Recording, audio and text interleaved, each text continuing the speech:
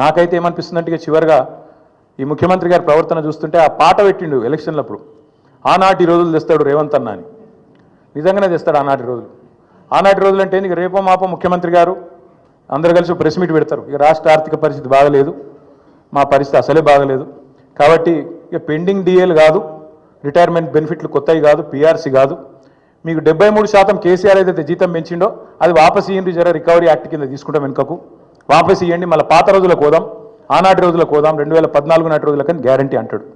2000 pension ఏదైతే ముసలిలో కేసీఆర్ ఇచ్చిండో ఇక లాభం లేదు, ఆనాటి రోజులకు పోదాం, 200 పెన్షన్ కోదామని చెప్పి అవి కూడా వాపస్ తీసుకుంటాడు. అట్లాగే ఇదివరకున్న పరిస్థితి ఏదైతే ఉన్నదో వృద్ధులు, వితంతువులు, ఒంటరి మహిళలు పెన్షన్లు వాపస్ ఇవ్వండి, బీడీ కార్మికులు అనే పరిస్థితి వస్తుంది.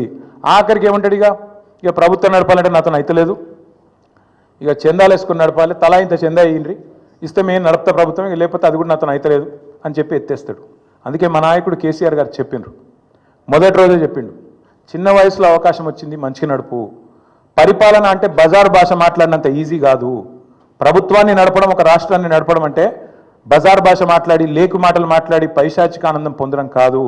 అందుకే యాద్ చేస్తున్నాం మేము, మింగ మెతుకులేదు కానీ మీసాలకు సంపెంగ నూనెనట. ఇదే ముఖ్యమంత్రి గారు ఒక దిక్కేమో ఇట్లా బీదరుపులు అరుస్తాడు, అప్పు ఉడతలేదు, నా బతుకు ఆగమైపోయింది, మార్కెట్లో నాకు ఏమి పచార లేదు, అపాయింట్మెంట్ దొరకలేదు, చెప్పులు ఎత్తుకపోతాడేమో అన్నట్టు దొంగను చూసినట్టు చూస్తుండ్రు అని ఒక దిక్కు చెప్తాడు. ఇంకో దిక్కేమో తెలంగాణ రైజింగ్, ఫ్యూచర్ సిటీ, 1,50,000 కోట్లు మూసి, ఇంకోటేందో 50,000 కోట్లు. నేను అడుగుతున్నా, మింగ మెతుకులేదు కానీ మీసాలకు సంపెంగ నూనెనా? 420 హామీలు ఇచ్చినావు, ఒక్క హామీ అమలు చేసేందుకు పైసలు లేవు, ముసలోళ్ళకు పెన్షన్లు ఇస్తేందుకు పైసలు లేవు, ఆడపిల్లలకు నెలకు 2,500 అంటివి దానికి పైసలు లేవు, స్కూటీలు అంటివి పైసలు లేవు, తులం బంగారం పైసలు లేవు, రైతు బంధుకు పైసలు లేవు, దేనికి లేవు కానీ 1,50,000 కోట్ల సోకులకు మాత్రం ఉన్నాయంట. అందుకే ప్రజలు అడుగుతున్నారు, ఖచ్చితంగా ప్రజల తరఫున మేము అడుగుతున్నాం, వదిలిపెట్టం. ఎట్టి పరిస్థితుల్లో ఈ ముఖ్యమంత్రి గారు నిన్న చేసిన మాటలకు ఒకవేళ నిజంగానే పరిపాలన చేత కాకపోతే తప్పుకో, రాజీనామా పెట్టు, నాతో అయితలేదు, ఢిల్లీకి మూటలు పంపుడు, ఇక్కడ మేనేజ్ చేసుడు, నాతో అయితలేదు, ఇక నేను చేతులు ఎత్తేస్తున్నా, నేను కూడా ఐపీ డిక్లేర్ చేస్తున్నా అని వెళ్ళిపో. అంతేగాని రోజు తెలంగాణ రాష్ట్రాన్ని తిడతా ఉంటే మాత్రం ఇక్కడ దాకా ఉపేక్షించడం ఇక మాత్రం ఊరుకోము. కేసీఆర్ గారిని కూడా ఇంకా చివరిసారి చెప్తున్నాం, ముఖ్యమంత్రి గారు కేసీఆర్ గారిని ఇప్పటిదాకా ఎన్ని మాటలన్నా పడ్డం, ఇక్కడ నుంచి కేసీఆర్ గారిని నువ్వు వ్యక్తిగతంగా దూషిస్తే మాత్రం నీ నాలిక చీరేసే రోజు కూడా వస్తుంది, తప్పకుండా యాది పెట్టుకో. ఎవడు 100 సంవత్సరాల కోసం పుట్టలేదు, ఎవడు 1000 సంవత్సరాలు ఉండడు. పక్కా చెప్తున్నాం, ముమ్మాటికి మళ్ళీ అధికారంలోకి వచ్చేది బీఆర్ఎస్ఏ.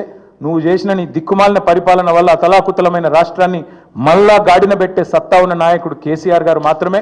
అందుకే వాళ్ళ రాష్ట్ర ప్రజలు నీకు చేత కాకపోతే క్షమాపణ చెప్పు, అడ్డమైన హామీలు ఇచ్చినందుకు క్షమాపణ చెప్పి తప్పుకో, అంతేగాని రాష్ట్రాన్ని నిందించడం, దూషించడం మానుకోవాలని చెప్పి ఈ అసమర్థ ముఖ్యమంత్రికి చెబుతూ, మిత్రులకు ఏమన్నా ప్రశ్నలు ఉంటే అడగండి, లేదంటే we can conclude. Thank you అన్నా.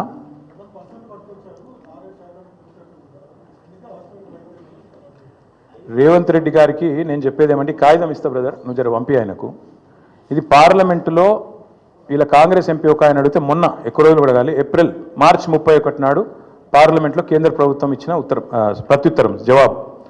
28 రాష్ట్రాల్లో తెలంగాణ ఆర్థిక పరిస్థితి ఏంది అప్పుల విషయంలో అంటే, పైనుంచి కిందికి 24వ ర్యాంకులో ఉంది. అంటే చాలా మంచిగా ఉంది, మనకంటే 23 రాష్ట్రాలు ఎక్కువ అప్పులు చేసినాయి. మరి ఆ 23 మంది ముఖ్యమంత్రులు ఏం మొత్తుకోవాలి రోజు? మనకంటే ఎక్కువ అప్పులు చేసిన వాళ్ళు, మనకంటే ఎక్కువ ఇబ్బంది ఉన్న వాళ్ళు, వాళ్ళు ఏం మాట్లాడాలి మరి ఈయన ఇట్లా మాట్లాడితే? కాబట్టి చేతగాని ముఖ్యమంత్రి తప్పించుకునే ప్రయత్నం తప్ప ఇంకోటి కాదు అని ప్రజలు కూడా గ్రహించాలని మేము కోరుతాం.